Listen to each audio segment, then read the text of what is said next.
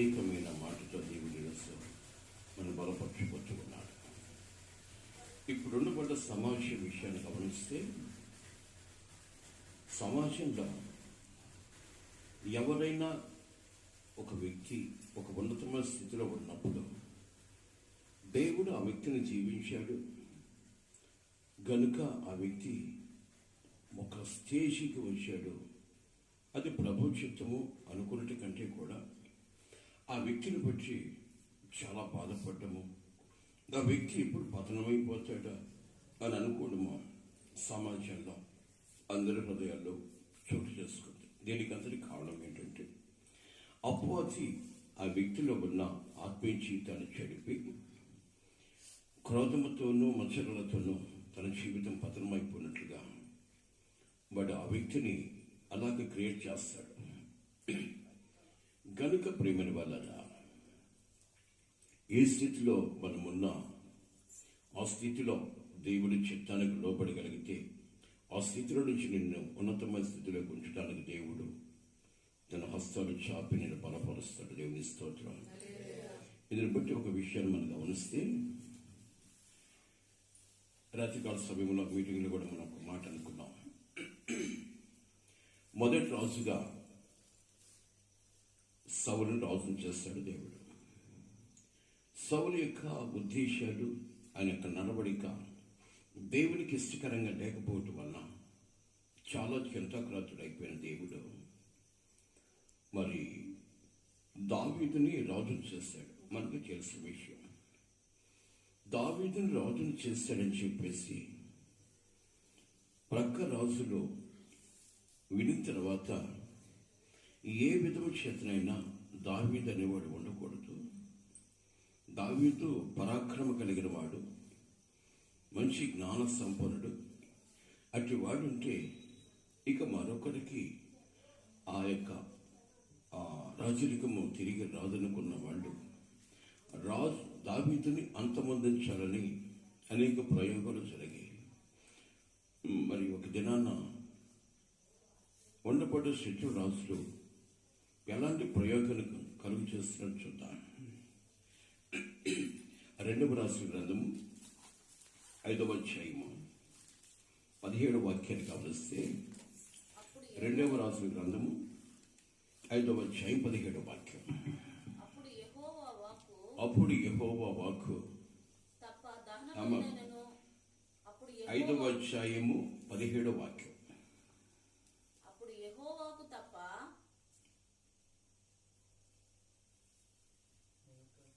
5:17 2వ రాజు సారీ 2వ సమూయేలు గ్రంథం, సరే మన్నించాలి, 2వ సమూయేలు గ్రంథం 5వ అధ్యాయము 17వ వాక్యం.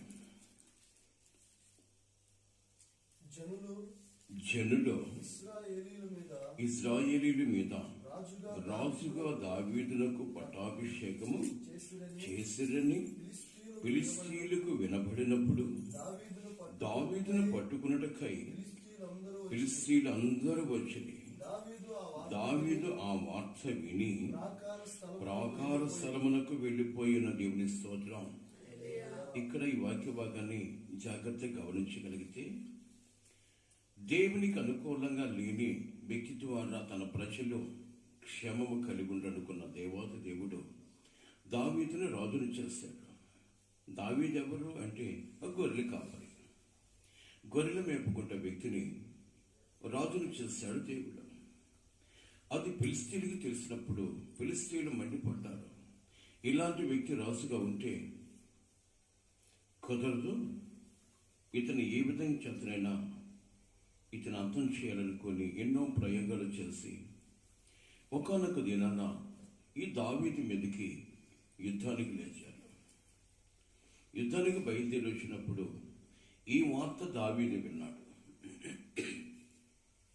దావీదు విన్న తర్వాత గొల్యాతే లెక్కలేని వాడు, ఈ ప్రజలంతా మాత్రము వీళ్ళ పెద్ద లెక్క, వీళ్ళు నా మీదకి రావటం ఏంటి అని సంబరపడు, ఆనందించు, వాళ్ళ మీద యుద్ధానికి వెళ్ళలేదు.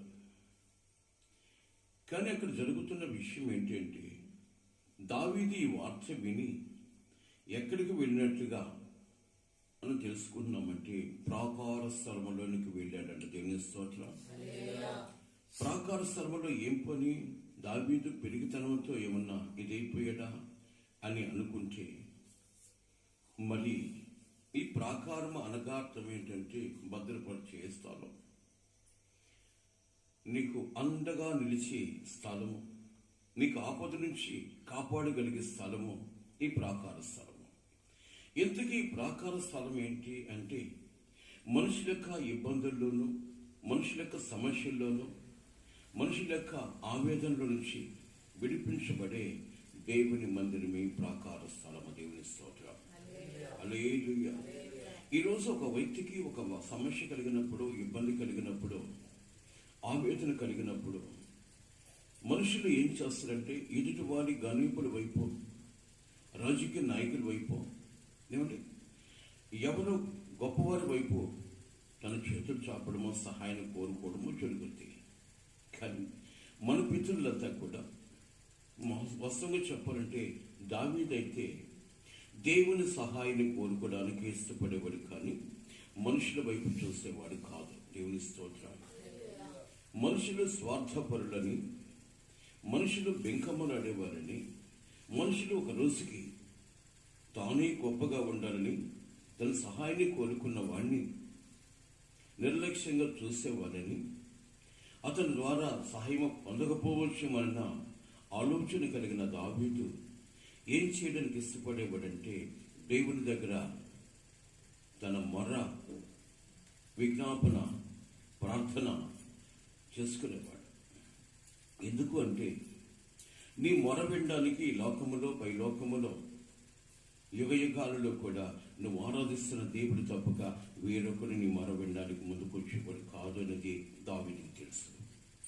ఈరోజు లోకములో ఉన్న లోకస్తులు యావత్తు కూడా సమస్య కలిగినప్పుడు, శోధన కలిగినప్పుడు, ఇబ్బంది కలిగినప్పుడు, ఆవేదన కలిగినప్పుడు అధికారుల వైపు చూడడానికి ఇష్టపడతారే, కానీ మాకంటూ పైవాడు, మాకు అధికారైన వాడు, ఆశీర్వాదానికి యోగ్యుడు, మా అండగా నిలిచేవాడు, మాకు ప్రాణాధారమైన వాడు, జీవాధారమైన దేవుడున్నాడు, ఆయన తప్పక అధికారి ఇంకొకడు లేడు, ఆయన దేమని చేయగలడు మా జీవితంలో అన్న ఆలోచన ఎంతమందికి ఎంత ఉందో తెలియదు. కానీ దావీదైతే ఎవరి సహాయాన్ని కోరుకునేవాడు అంటే, దేవుని సహాయం కొరకు నిరీక్షించేవాడు. ఏది కూడా దేవుని చిత్తానికి లోబడడానికి దావీదు ఇష్టపడేవాడు. దేవుని స్తోత్రం. కానీ ఈరోజు మన పరిస్థితులు ఎలా ఉంటాయంటే, మనకంటూ కొన్ని ఆలోచనలు ఉంటాయి, వాటి ప్రకారం బ్రతకడానికి ఇష్టపడతాం. ప్రేమని వల్ల వాటి ప్రకారం బ్రతకడానికి ఇష్టపడతామే, కానీ మనకంటూ పైవాడు ప్రభు అన్నాడు, ఆయన సమస్తము సమకూడి జరిగించగలిగిన సమర్థుడన్న విశ్వాసమైతే మన జీవితంలో ఉండటం. ఈరోజు పక్క వాళ్ళు మాట్లాడటం, మన ఆత్మీయ జీవితాన్ని పతనం చేసుకుంటాం. ఎలాగా అంటే, పక్క వాళ్ళు చెప్తారు, మరి శోచ్యంగా ఉంది, మనం చేసేది మనం చేయాలా, దేవుడు చేసేది దేవుడు చేయాలా. ప్రేమని వల్లరా ఈ మాటలు చాలా విడ్డూరంగా ఉంటాయి. దేవుని చిత్తం లేకుండా మన జీవితంలో ఏమీ జరగదు. దేవుని చిత్తం లేకుండా ఏం జరగదు. ఏదేమైనా దేవునికి ఆధీనంలో ప్రతి కార్యములు ఉన్నాయి. సృష్టి యావత్తు ఆయన ఆధీనంలో ఉంది గనుక ఏ ఉపద్రవం నీ మీదకి వచ్చినా ఆయనకి తెలియకుండా నీ చుట్టూ ఏం జరగదు. దేవుని స్తోత్రం. దావీదు అనుకున్నాడు, ఫిలిష్తీయులు మా మీదకి వస్తున్నారు కాబట్టి వాళ్ళు పెద్ద లెక్కలేదులే అని నిర్లక్ష్యంగా యుద్ధం చేయడానికి వెళ్ళలేదు. కానీ దేవుని సహాయం లేకుండా నేనేది సాధించలేను అన్న ఉద్దేశము దావీదుకుంది. ఈరోజు ఈ మాట మనతో ఎందుకో దేవుడు మాట్లాడుతున్నాడంటే, ఈ లోకంలో జీవిస్తున్న నీవు ఎవరి సహాయం ద్వారా ఇంతవరకు ఉన్నావు అని తెలుసుకోవాలి.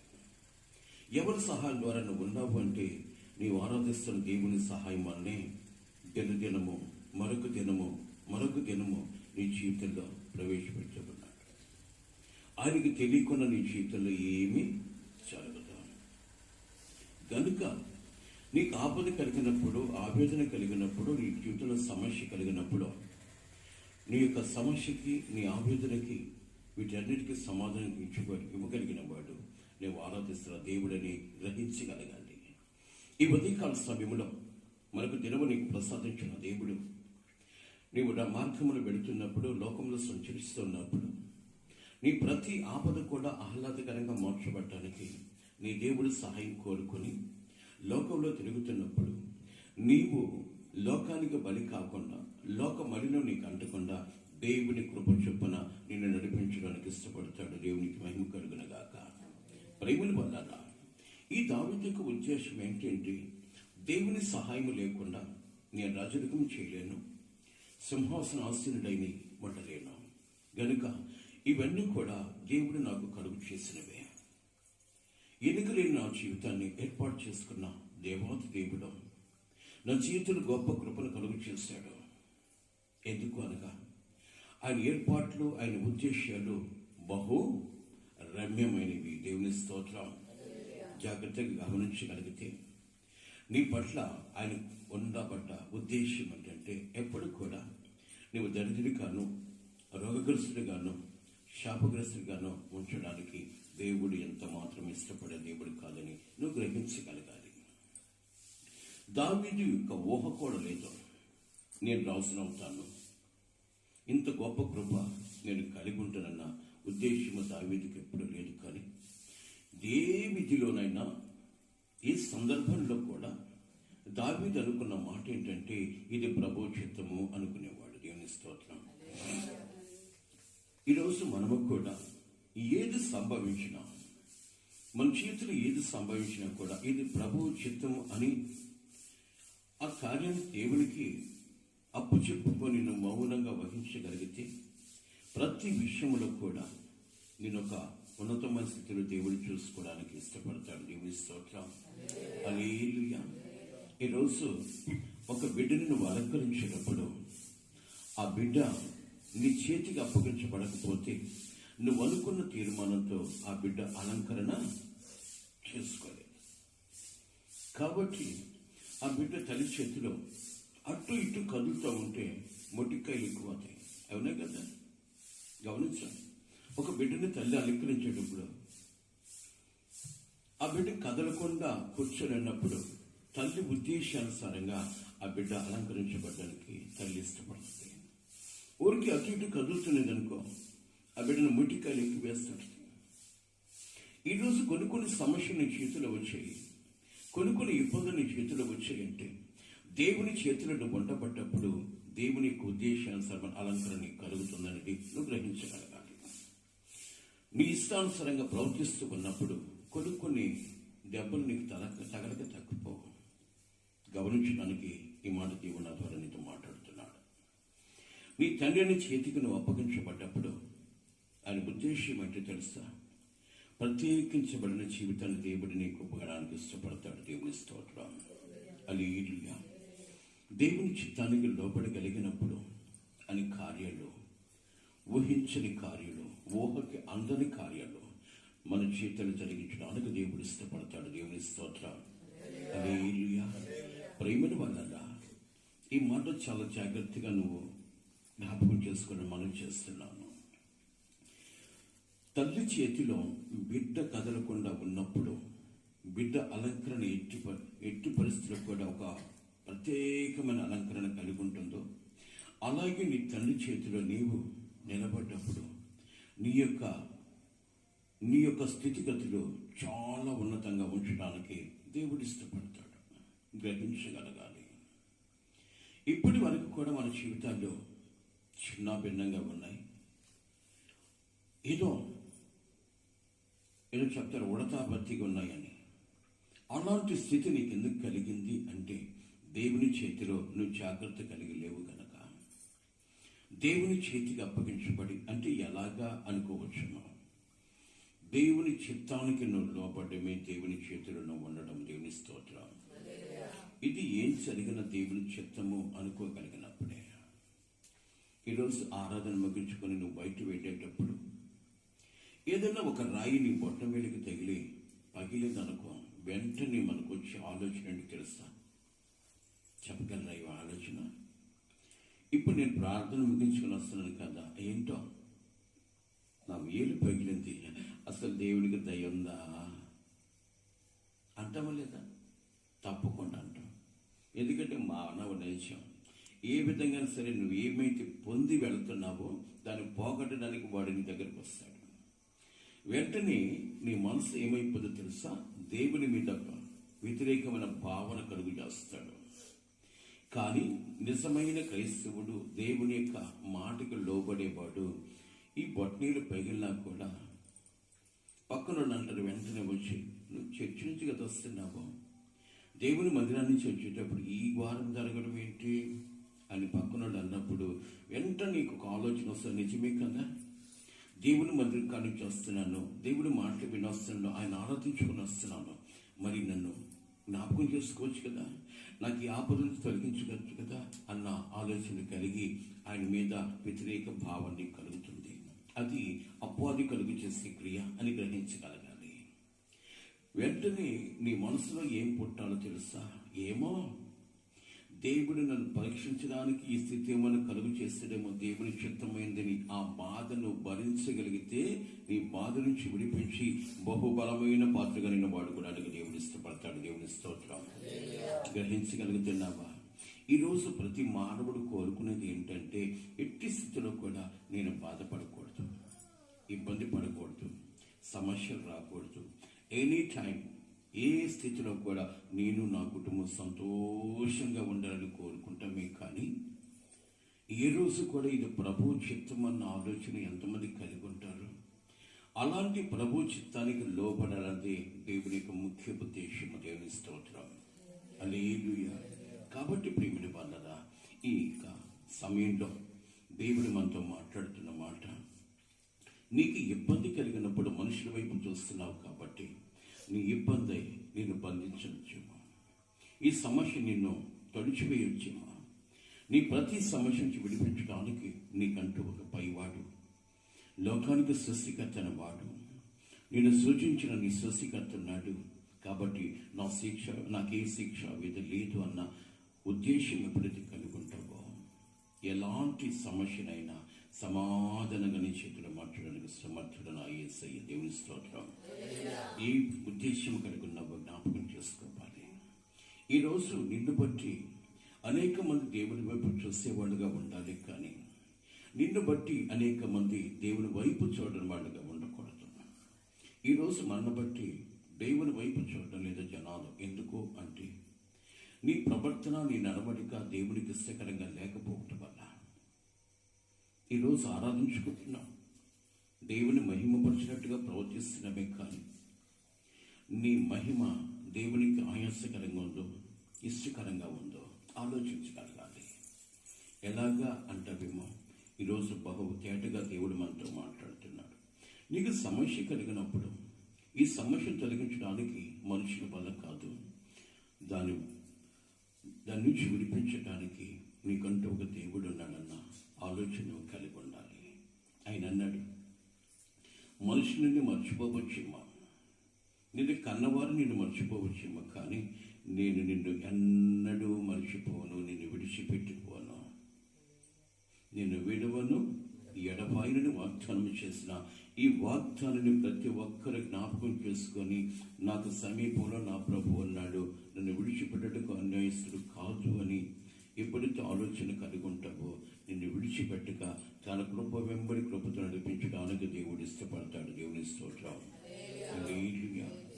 కాబట్టి ప్రియమైన వాళ్ళరా, దావీదుకి ఇబ్బంది కలిగినప్పుడు, శత్రురాజు తన మీద దండెత్తి వచ్చినప్పుడు ఎవరు సహాయాన్ని కోరేవాడు అంటే సైనిక సహాయాన్ని కోరుకునేది. బలపరచబడండి, బలమైన ఆయుధాలు చేసుకోండి, వాళ్ళ మీదకి ధైర్యంగా వెళ్ళండి అని చెప్పేవాడు కాదు. కానీ ఎక్కడికి వెళితే శత్రుల చేతుల నుంచి నేను తప్పించబడతాను అక్కడికి చేరుకోవడానికి దావీదు ఇష్టపడేవాడు. గమనించగలిగితే మరల చదువునైన మాట, జనులు ఇశ్రాయేలీయుల మీద కానీ రాజుగా దావీదునకు పట్టాభిషేకం చేసినని ఫిలిస్తీయులకు వినబడినప్పుడు దావీదును పట్టుకుని దావీదును పట్టుకొనుటకై ఫిలిస్తీయులందరూ వచ్చిరి. దావీదు ఆ వార్త విని ఇక్కడ చాలా జాగ్రత్తగా వినాలి. దావీదు ఆ వార్త విని ప్రాకార స్థలములో అధికారుల చేతులకు అధికారుల దగ్గరికి వెళ్ళి సహాయం కోరలేదు, కానీ ప్రాకార స్థలములోనికి వెళ్ళాడు. వెళ్ళి ఏం చేస్తాడో చూద్దాం. చూద్దాం. ఫిలిస్తీయులు దండెత్తి వచ్చి రెఫాయిము లోయను దాటుపుగా దావీదు నేను ఫిలిస్తీయులకు ఎదురుగా పోయేదనా. ఎవరితో అడుగుతున్నాడు ఈ మాట? పోలీస్ స్టేషన్కి వెళ్ళాడా? కలెక్టర్ దగ్గరికి వెళ్ళి పిటిషన్ పెట్టుకున్నాడా? లేదండి. ప్రాకార స్థలంలో ఉన్న దేవుని యొక్క బలిపీఠం యొద్ద చేరి హృదయపూర్వకంగా మొరపెడుతున్నాడు. నాకు ఆపద కలిగింది, ఆపద నుంచి తప్పించగలిగిన సమర్థుడు నీవు. ఫిలిస్తీయులు నన్ను దండెత్తి వచ్చారు. ఈ రోజు నన్ను జయించడానికి నా మీద యుద్ధ సన్నాహాలు జరుగుతూ ఉన్నాయి గనుక ఏం కోరుకున్నాడు చూద్దాం. మన చూద్దాం. దావీదు నేను ఫిలిస్తీయులకు ఎదురుగా పోయేదనా, వారిని చేతికి అప్పగించటమా అని యెహోవా యొద్ద విచారణ చేయగా పొమ్ము, నిస్సందేహముగా పొమ్ము,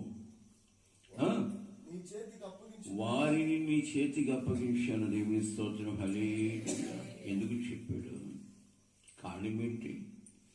హృదయపూర్వకంగా ఎవరైతే దేవుని సన్నిధికి వెళ్ళి దేవుని సహాయాన్ని కోరుకుంటాడో ఆయన సహాయం చేయకున్నాడు, కానీ చేతులు కొరస కాలేదు.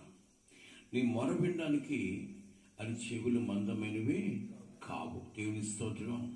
హల్లెలూయా. ప్రియమైన వాళ్ళారా, ఎందుకు దేవుడు దావీదుకు సహాయం చేస్తాడంటే, అయ్యా నాకు బలమైన ఆయుధాలు కావాలి, సహాయం చెయ్యి. నాకు ఆ సైన్యం ఇంకా బలమైన సైన్యం కావాలా, నాకు సహాయం చెయ్యి అని కోరుకోలేదు. కానీ నీవు నాకు తోడుంటే జయము నాకు కలుగుతుంది. దేవుని స్తోత్రం. నీవు నా పక్షాన ఉంటే యుద్ధము నేను కాదు, నువ్వే చేయగలవు. నీవు నా పక్షాన ఉంటే ఆపద కూడా నాకు ఆశీర్వాదకరంగా ఆహ్లాదకరంగా మార్చబడుతుందన్న ఉద్దేశము దావీదులో ఉంది. కాబట్టి దావీదు ఏం కోరుకున్నాడంటే దేవుని సహాయాన్ని కోరుకుంటున్నాడు. దేవుని సహాయాన్ని కోరుకున్నవాడు ఎప్పుడు కూడా అపజయమ పాలు కాడు అని ఈరోజు నా హృదయపూర్వకంగా నీకు వందనాలు పెడుతున్నాను. నువ్వు ఏ కార్యము తలపెట్టినా ఆ కార్యము ఈరోజు సఫలం కావటం లేదని కారణం ఏంటి తెలుసా? నీ సొంత ఆలోచన ప్రకారం ఈ కార్యాన్ని తలపెడుతున్నావి. కానీ దేవునికి ఉద్దేశానుసారంగా ఎప్పుడైతే కార్యాన్ని తలపెడతావో నీ ప్రతి కార్యంలో దేవుడు నీకు చెయ్యాన్ని కలుగు చేయడానికి ఇష్టపడతాడు. దేవుని స్తోత్రం. హల్లెలూయా. కాబట్టి ప్రియమైన వాళ్ళారా, ఈరోజు ప్రతి విషయంలో జయము కలిగి ఉండాలంటే నీ దేవుడు నీకు సమీపంలో ఉన్నాడన్న ఆలోచన కలిగి నువ్వు ఆయన వైపు చేతులు చాపితే ఎత్తును నీ చేతులు బలపరిచి నీ ప్రతి కార్యము సఫలీకృతం చేయడానికి దేవుడు ఇష్టపడతాడు. దేవుని స్తోత్రం. హల్లెలూయా. కాబట్టి ప్రియమైన వాళ్ళారా, ఈరోజు ముఖ్యంగా నేను తెలుసుకోవాల్సిన విషయం ఏంటంటే, నీ చేతులు ఏ కార్యం జరగాలన్నా నీ ముందు నీ ప్రభు అన్నాడన్న ఆలోచన కలిగి ఉండాలి. అలాంటి ఆలోచన నువ్వు ఎప్పుడైతే కలిగి ఉంటావో ప్రతి విషయంలో నీవు ఆశీర్వాదాన్ని నోచుకునే వ్యక్తిగా ఉంటామని ప్రభు పేట మనవి చేస్తూ ఉన్నాను.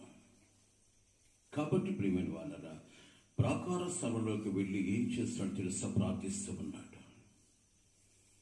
నేను ఫిలిస్తీయులకు ఎదురుగా పెడినా వాళ్ళ నా చేతికి అప్పగిస్తావా? ఈరోజు నేను అపజయం పాలవుతున్నా, జయం కలిగి ఉంటానా అని అడుగుతూ ఉంటే ఆయన అంటాడు, నా దగ్గరకు వచ్చిన నీవు ఎప్పుడు తల ఎత్తబడిన వాడిగా ఉంటావి, కన్నా తలదించుకునే స్థితి ఎప్పుడు నా చేతుల్ని కలిగి నేను. దేవుని స్తోత్రం. నీ చేతులు ఎట్టి పరిస్థితుల్లో కూడా తలదించుకునే స్థితి నువ్వు కలిగి ఉండవు. ఎప్పుడు నీకు జయము కలిగి చేస్తాను ఎప్పుడో తెలుసా? నా సహాయాన్ని కోరుకుంటే. వెంటనే దావీదు లేచి ఫిలిస్తీయులకు ఎదురుగా పెడితే దావీదును చూసిన ఫిలిస్తీయులు ఎలాగున్నారో తెలుసా? పారిపోతున్నారట. దావీదు సైన్యము ఉల్లాసముతో వాళ్ళని తరుముతూ ఉంది. కారణమేంటి అంటే సైన్యము సంతోషంతో పరిగెత్తు ఉంది. ఎందుకో తెలుసా? ఒక వ్యక్తి ఇంకొక వ్యక్తిని చూసి భయపడి కలవరపడుతూ ఉంటే ఆ వ్యక్తి మీద ఇంకా దాడి చేయడానికి ఇష్టపడతాం. కాబట్టి నేను పరిగెత్తు దావీదు వైపు చూసి అంటారు, రాజా మనం చూసి శత్రువులు పారిపోతున్నారంటే దావీదు అంటాడు, మనం చూసి కాదు. మరి ఎవరు చూసి? మన యొక్క ఆయుధాలు చూసి కాదు, మన బలగాలు చూసి కాదు, కానీ మరి ఎవరు చూసి పారిపోతున్నాడంటే మన ముందున్న యుద్ధ సూర్యుడిని యెహోవాను చూసి పారిపోతున్నాడు. కొట్టు చప్పట్ల. ఈరోజు నీకు జయము కలగాలంటే దీనికి కారకుడు నువ్వు ఆరాధిస్తున్న ప్రభు ఒక్కడే. నీ ముందున్న ప్రభు ఉన్నాడన్న ఆలోచన ఎప్పుడైతే కలిగి ఉంటావో అన్ని విషయాలలో నీకు జయము కలుగు చేస్తాడు. నేను ఒక ప్రత్యేకమైన స్థితిలో జనానికి చూపించడానికి, నేను ఒక ప్రత్యేకమైన స్థలంలో ఉంచడానికి ఇష్టపడతాడు. కాబట్టి ముఖ్యంగా ఆ తీర్మానం నీకు కలిగి ఉండాలి. అలాంటి ఆశీర్వాదం నువ్వు కలిగి ఉండాలి అంటే దేవుని చిత్తానికి నువ్వు లోబడి దేవుని చేతికి నువ్వు అప్పగించుకోవాలి. దేవుని స్తోత్రం. హల్లెలూయా. ఇలాగ దేవుని చేతికి నువ్వు అప్పగించుకోవాలంటే సాహసించాలి. ఎదుటివాడి మాటకు నువ్వు లోబడితే దేవునికి నువ్వు అప్పగించగలవని హృదయపూర్వకంగా మనవి చేస్తున్నాను. నీ ఏ స్థితిలో కూడా దేవునికి నువ్వు అప్పగించుకోవడము అంటే అర్థమేంటి తెలుసా? నీ చేతిలో ఏం జరిగినా ఇది ప్రభు చిత్తము అనుకోవడమే. ఇది ప్రభు చిత్తము అనుకోగలిగిన రోజు అన్ని విషయాల్లో నీకు సౌఖ్యమును సమాధానం కలుగుతుంది. అట్టి కృప దేవుడు మనకు కలుగు చేయనుగాక. కడుముద్దామా, ప్రార్థన చేసుకుందాం. స్తుతుల పైన ఆశ్చర్యుడా, సర్వశక్తివంతుడా, సర్వాధిపతిమైన నా దేవా, మీకే స్తోత్రాలు. చివరి దినాల్లో ఉన్నాం. అపవాది అనేక కోణాలలో అయ్యా మీ బిడ్డల మీద దాడులు జరుపుతూ ఉండగా ప్రతి వ్యతిరేకకు ప్రభా మీ సన్నిధి మాతో ఉన్నప్పుడు ప్రతి వ్యతిరేక కూడా మా జీవితంలో సమాధానం కలుగు చేస్తున్నది కనుక మా వరకు ప్రతిఫలం దయచేసి ఈ దినము మీ సన్నిధిలో ఉన్న ప్రతి బిడ్డను జ్ఞాపకం చేసుకొని ప్రతి అక్కర చూచి ప్రతి అంశాన్ని ఎరిగి చూచామని ఆపద దినాలలో ఆశీర్వాదాన్ని కలుగు చేయగలిగిన సమర్థుడు మీరు మాకున్నారన్న తపన కలిగి మీకు నమ్మకంగా జీవించి దయచేయమని ఈ మాటలు విన్న ప్రతి ఒక్క బిడ్డ ఆత్మీయ ఫలముతో ముందుకు సాగుతూ ముందున్న ఆపదను కూడా ఛేదించుకుంటూ నా దేవుడు నాకు తోడున్నాడు, ఈ శిక్ష విధి నాకు కలుగుతా అన్న తీర్మానం కలిగి వాళ్ళ ప్రతి ఉద్దేశాన్ని మీరు జరిగించి మీ నామ మహిమార్థంగా ప్రతి ఒక్క బిడ్డ నిలబట్టుకు సాక్షిమని ప్రత్యేకించి ఈ మాటలు మరొక అపవాది దొంగిలించక ఈ మాటలు ప్రభా మా జీవితానికి ఆశీర్వాదకరంగా మార్చమని మమ్మల్ని అందరినీ మీ చేతులకు అప్పగించుకుంటూ ఈ లైవ్లో వీక్షిస్తున్న ప్రతి బిడ్డను కూడా ప్రభా మీ కృపలో దాచి వాళ్ళ యొక్క ప్రతి అనరేఖత ప్రతి సమస్య మీ నామములు తొలగించి సమాధానం కలుగు చేయమని ఘనత మహిమ ప్రభావములు మీకు చెల్లిస్తూ యేసయ్య శక్తి కలిగిన నామములు అడిగి వేడుకొనుచున్నాను తండ్రి, ఆమేన్. మన పరమ తండ్రి దేవుని ప్రేమ, కుమారుడని యేసుక్రీస్తు వారి కృప, పరిశుద్ధాత్మ దేవుని కథను సహవాసము సన్నిధాన కాపుదల సకల పరిశుద్ధులను కూడి వచ్చిన మనకందరికీ ఈ లైవ్లో వీక్షిస్తున్న ప్రతి బిడ్డకును ఆయన కృపా కార్యక్రమం తోడుగా ఉంచి ఆయన రాకడకు సిద్ధపరచునుగాక. ఆమేన్. హల్లెలూయా. హల్లెలూయా. ప్రభు నామములో మీ అందరికీ